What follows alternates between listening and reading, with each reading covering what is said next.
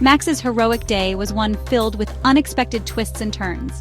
It was a day that started like any other but ended with Max proving himself to be more than just a loyal companion. This is the story of how Max, the golden retriever, became a hero. They call me Max, a golden retriever, 4 years old, and if I may say so myself, a very good boy. My days are simple: eat, nap, patrol the yard, and love my humans. Mom, Dad, and my favorite, little Emma. Life was perfect, predictable, and oh so sweet. But let me tell you about the day that changed everything. The day I became a hero. It all began one bright morning.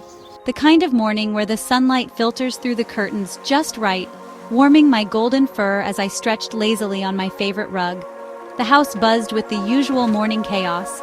Mom rustling through the kitchen, Dad grumbling about his missing keys, and Emma, sweet little Emma, giggling as she tied her sneakers for school. I yawned and stood, ready to begin my daily duties. I padded over to the window, my throne, where I surveyed Kingdom, our backyard. The lawn stretched green and perfect, dotted with Emma's forgotten toys and a few rebellious squirrels who dared cross into my territory. Beyond the fence, the world was wild and mysterious, a place I never ventured but watched with great suspicion. Max! Breakfast! Mom's voice called from the kitchen.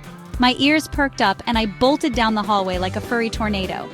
Breakfast was one of my greatest joys, a small mountain of kibble, topped with a bit of scrambled egg and the tiniest hint of bacon grease. Mom thought it was a treat. I thought it was love. I scarfed it down, tail wagging, savoring every bite. As I finished, I heard Dad mutter from the living room. Dad, did you hear that? Mom, what? Dad, something outside. Probably nothing, but it wasn't nothing. It. My fur bristled and my nose twitched. A strange scent floated through the air, something unfamiliar, sharp, and wrong. I froze mid-step, my ears locked forward like radar dishes. Something was in my yard. With a deep bark that rattled the walls, I sprinted to the back door. "Intruder!" I announced. "Something's wrong! Mom! Max! Quiet!" But I couldn't stop.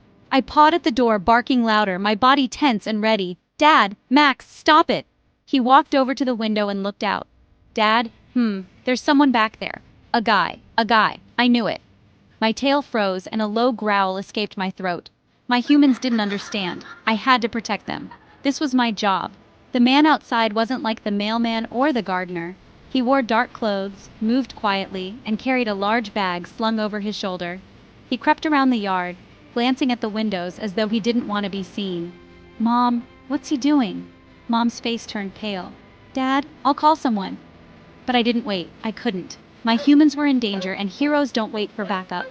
I pawed at the back door again, harder this time. To my surprise, the door opened. It hadn't latched properly after Emma went outside earlier. "Mom! Max!" Mom yelled as I burst through the door like a furry rocket. The man turned, startled by the noise, and his eyes went wide. For a split second, we locked eyes. I bared my teeth, my bark echoing like thunder.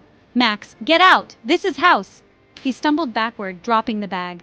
Tools spilled out, things I didn't understand but knew didn't belong here.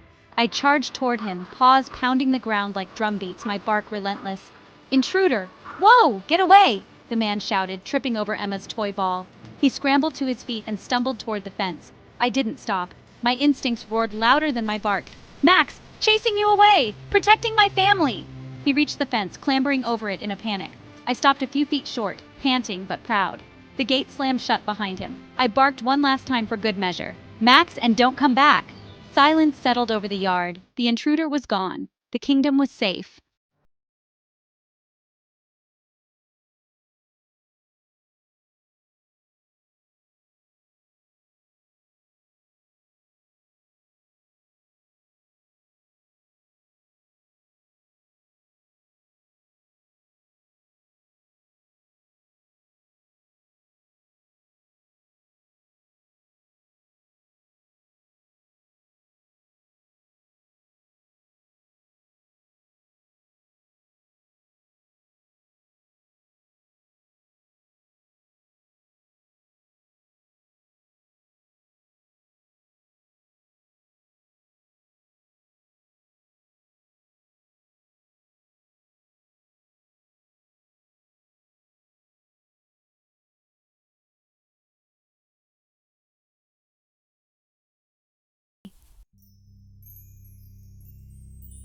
That night, as the house grew quiet and peaceful again, I curled up at the foot of Emma's bed.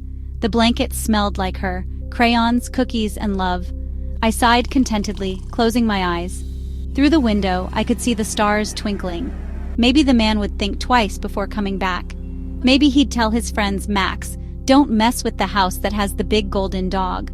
As I drifted off to sleep, I thought about the stories they'd tell about me. Max, the hero retriever. Max, protector of his family.